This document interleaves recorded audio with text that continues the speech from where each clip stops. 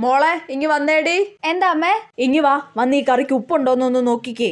നോക്കാം. നോക്കിക്കേ ഉപ്പ് കൂടി പോയോന്ന്. ഇട്ടപ്പോ കൂടി പോയോന്നൊരു ഡൗട്ട്. നോക്കട്ടെ. ചൂടുണ്ടേ നോക്കണേ. നമ്മള് മാത്രമായിരുന്നെങ്കിൽ കുഴപ്പമില്ലായിരുന്നു. ഇതിപ്പോ അവരൊക്കെ വന്നതല്ലേ, അവർക്കൊക്കെ കറി ഇഷ്ടപ്പെടണ്ടേ. ഉപ്പൊക്കെ ഉണ്ടോ?